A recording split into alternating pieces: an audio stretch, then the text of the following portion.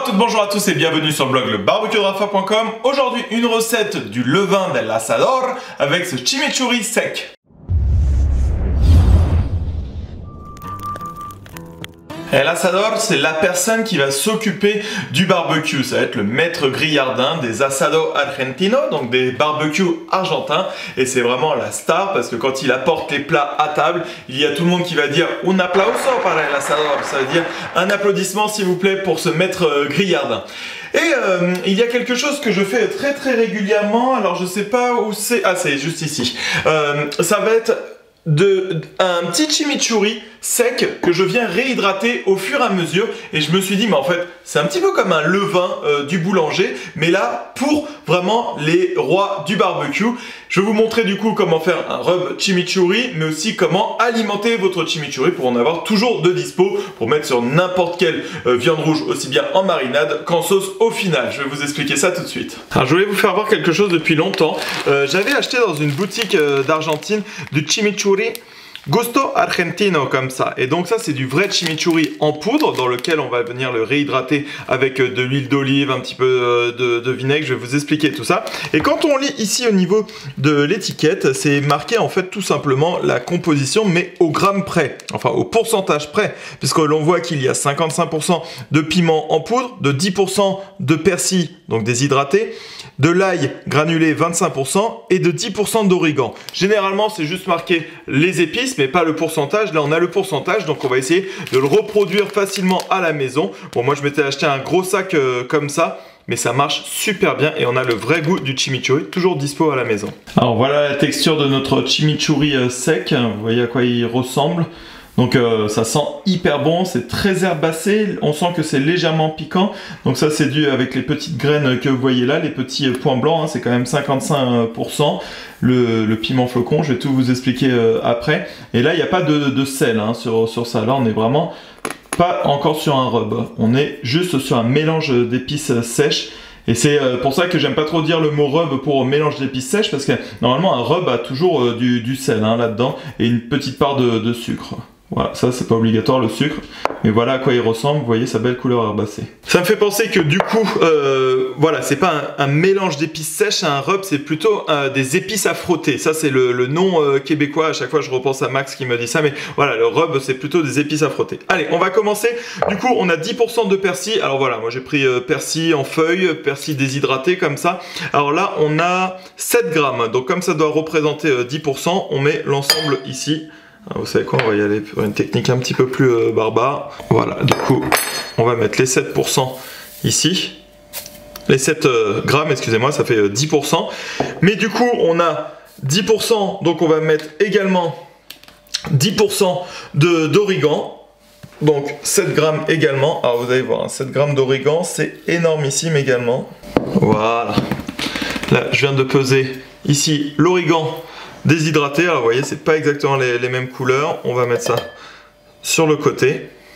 Donc 7 et 7, 14 grammes, ça représente 20%. Pour 25%, nous faisons 25 fois 14 divisé par 20. On a 18,75 grammes d'ail en poudre. Donc on est parti, hein, on va faire ça.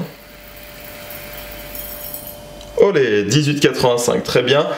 Vous voyez que en volume, ça représente pas du tout la même chose. Hein. On est là.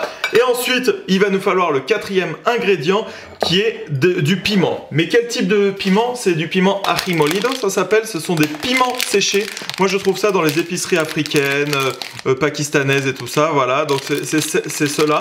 Et là, on va devoir en mettre 55%. On refait du coup. Notre tableau en croix, je vous rappelle que si 14 grammes, c'est 20%. Du coup, 55, on fait 55 fois 14 divisé par 20, il va nous falloir 38,5 grammes de piment.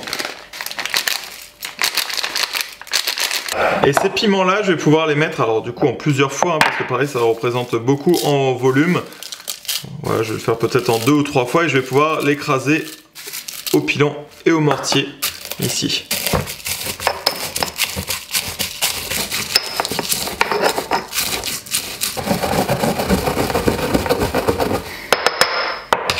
Je peux l'ajouter ici au mélange. Et je fais la deuxième partie du coup. Vous avez vu, hein, dans la préparation que je vous ai fait voir tout à l'heure, on voit bien ces petites graines. Donc ce qui est important, c'est d'avoir des piments en flocons. Si vous avez moyen d'avoir, c'est super important. Et la deuxième chose que je voulais vous dire à propos de ça, c'est que comme les recettes un petit peu sur le salage sous vide et tout ça, on va pouvoir bien gérer exactement notre quantité parce qu'on est au pourcentage près. Je rajoute ça ici. Et si on trouve ça, vous voyez par exemple là on peut enlever un petit peu et puis rajouter au fur et à mesure. Tout simplement on va pouvoir faire son propre mélange et dire ah ben non là j'ai trouvé trop herbacé, trop piquant, trop paillé. On va pouvoir faire exactement comme on le souhaite. Voilà, on change comme ça, on mélange bien. Ouais, il a une belle couleur là, déjà il me plaît bien. Les proportions ont l'air d'être pas mal. Si vous avez déjà du piment qui est avec les petites graines comme ça, mais écrasé, c'est très bien aussi. Voilà, on mélange bien. Et là, on arrive à une texture qui est vraiment pas mal. Quand on compare les deux, alors on voit que celui-ci est un petit peu plus vert, mais on a la même consistance quand même. Bon, le paquet était ouvert depuis un petit peu plus longtemps, il a peut-être dû continuer à sécher comme ça, même si j'essaie de le garder dans un endroit bien hermétique. Et puis ça, il est vraiment tout frais fait à l'instant, mais au niveau de la texture, de quand on touche comme ça, on est vraiment sur la même chose. Donc voilà, là vous avez déjà un premier mélange d'épices style chimichurri que vous pourrez garder. Et deux possibilités, soit on va pouvoir en faire un rub, du coup je vais vous montrer comment ça fonctionne. Alors ce qui va être bien avec cette recette, donc je mets ici, c'est que pour 3 volumes, donc 3 cuillères à soupe, alors il faut toujours bien les aplanir comme ça. Donc je vais vous dire à combien on est. Bah voilà, on est à 5 grammes, allez on va dire pour du coup 15 grammes. On aplanit bien. Hop, 15 grammes, parfait. Je vais pouvoir prendre un volume de sucre, ici sur le côté, et un volume de sel. Un volume de chimichurri, on a vu que ça faisait 5 grammes, donc là j'ai 15 grammes. Et ici, j'ai fait un volume de sucre, et ça fait déjà le volume de sucre 15 grammes. Donc là on est exactement à 31 grammes, et je rajoute un volume de sel, et on est à 49 grammes, le tout compris.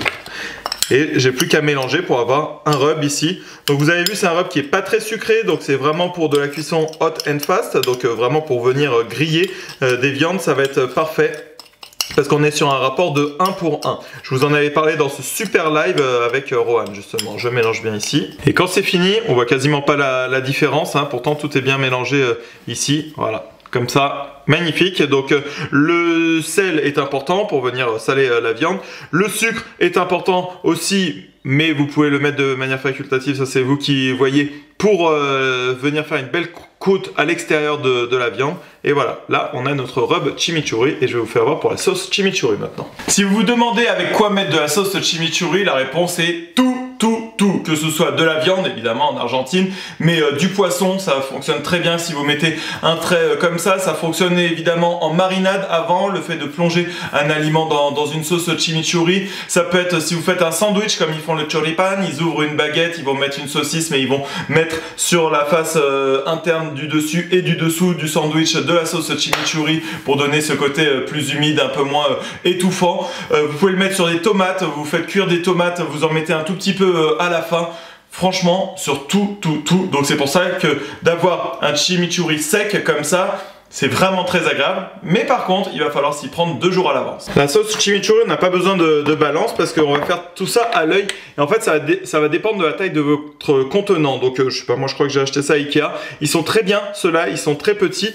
Et on va venir tapisser le fond comme ça. Voilà, on n'en met vraiment pas beaucoup parce que vous allez voir que ça va gonfler. Donc vous voyez, j'ai mis quoi, 1 cm grosso modo. Et je vais pouvoir mettre de l'huile d'olive. Alors assez généreusement, hein, il faut vraiment le noyer. Et en se réhydratant, bah, ça va venir gonfler. Donc ça va se passer en 2 temps, en 3 temps. Donc le premier, ça a été de faire ça. Vous voyez que là, il y a les petites bulles qui commencent.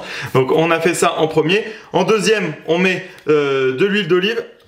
Et généralement, pour le volume que l'on a mis ici d'huile d'olive, moi j'aime bien rajouter un petit peu de vinaigre, de cidre. Je mélange comme ça. Juste en mélangeant, vous allez voir que tout mon huile va disparaître. Et du coup, on va pouvoir faire le 3e temps qui est de encore rajouter de l'huile. Et comme il y a de l'huile et du vinaigre, bah, finalement ça va permettre de conserver le tout pendant super longtemps. Donc moi j'aime bien huile d'olive. Hein. Voilà, on rajoute un petit peu et en fait on doit toujours avoir plus d'huile d'olive que d'épices. Et le fait de rajouter toujours comme ça va faire qu'on va pouvoir le conserver. Mais moi personnellement, vous voyez, rien que là quand je tourne, je sens que c'est un petit peu dur. Il faut vraiment attendre que ce soit mou, que l'on ressente plus de croquant en bouche, sinon c'est assez désagréable. Il faut que l'huile soit bien infusée et pour ça j'attends environ 2 jours. Pour info, voilà à quoi il ressemble le mien que je fais régulièrement. Donc il est ici. Alors on arrive vraiment à la fin, mais je me suis dit est-ce que je vais en refaire? Ah bah non, parce que on va faire une vidéo à ce sujet-là. Voilà, et vous voyez que les épices, du coup, elles sont vraiment toutes molles.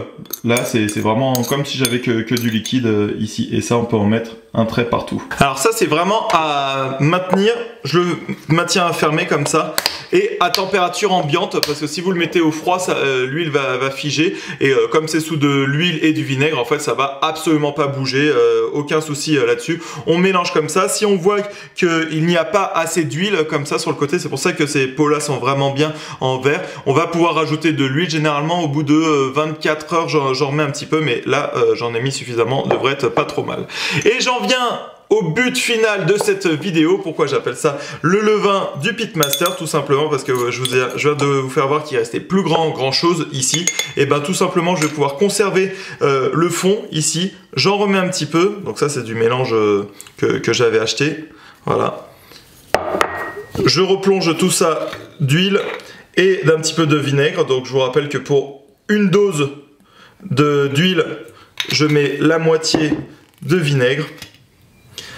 Et en fait, ça ne meurt jamais parce que c'est moins vivant que évidemment un levain. Mais voilà, on va pouvoir repartir sur une bonne base comme ça avec ce qu'il y avait. Et ça, au fur et à mesure, je l'alimente. L'huile a toujours super bon goût, ça infuse de plus en plus. Et c'est ça, une bonne marque d'Asador, c'est d'avoir ce mélange-là, toujours prêt et dispo, surtout en pleine saison.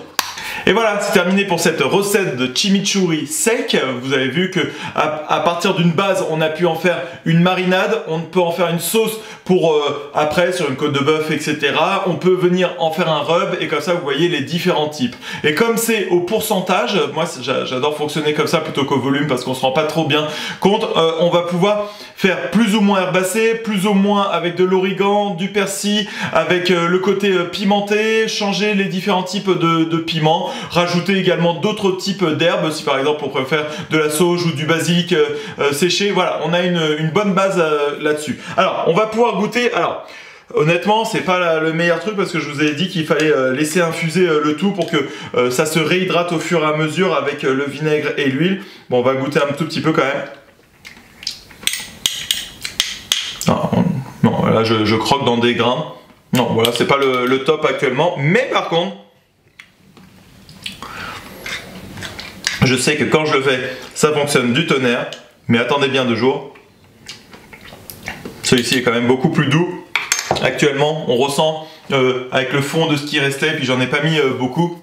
Mais dans 2 jours, ce sera sublime et ça va vous dépanner à n'importe quel moment. Et c'est une sauce que vous pourrez utiliser qui changera des béarnaises ou de la moutarde que vous avez, qui va surprendre tous vos convives. Voilà, j'espère que vous avez aimé cette recette. Et pour toujours plus de recettes, de tutos, d'astuces autour du thème du barbecue ou de la plancha, viens liker ma page Facebook, le barbecue de Rafa. Abonne-toi à mon compte Instagram et abonne-toi également à ma chaîne YouTube. Allez, à bientôt!